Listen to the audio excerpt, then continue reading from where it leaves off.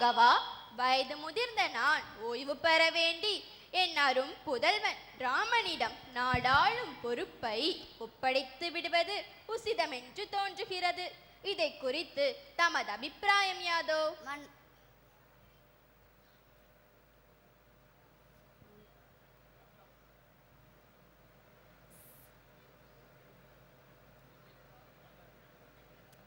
மன்னவா, புதல்வர்களின் முதல்வன் மட்டுமல்ல ஸ்ரீராமன். அன்பிலும் பண்பிலும் குணத்திலும் நலத்திலும் அனைத்திலும் அவனே முதல்வன்.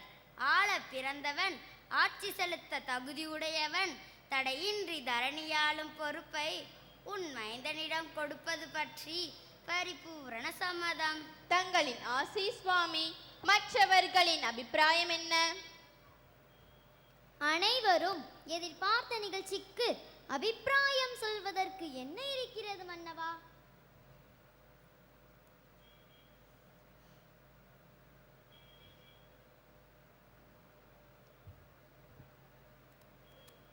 மகாராஜா, கோலூன்றி தள்ளாடி நடக்கும் கிழவர் கூட ராமபிரானின் மகுடாபிஷேக தினத்தை காணும் வரை அவர்கள் ஆயுள் நீடிக்க வேண்டுமென்று சதா கடவுளை வேண்டிக் கொண்டிருக்கிறார்கள்.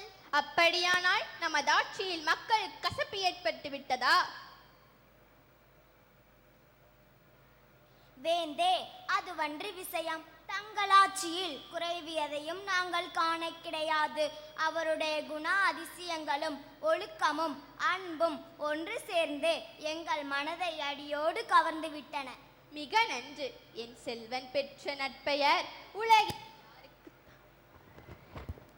உலகில் யாருக்குத்தான் கிடைக்கும்?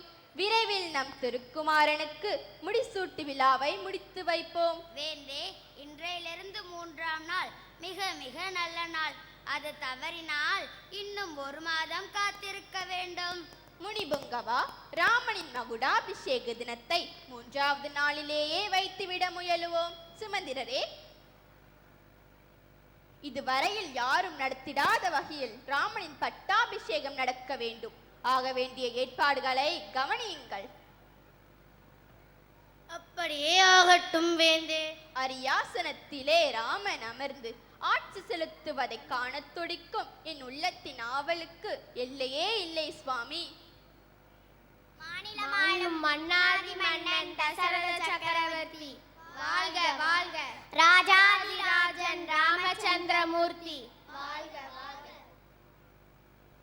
இக்காட்சி உணர்த்துவது, மன்னாதி மன்னனானாலும் நாள் மண்ணுக்குள்ளே மரணத்தை வெல்ல மானிடரால் முடியாது.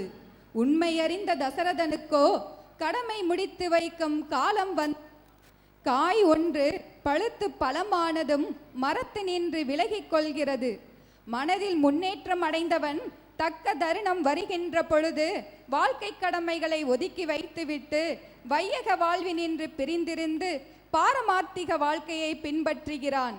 காட்சி 2, கைகேயிக்கு மந்தரையின் துர்போதனை.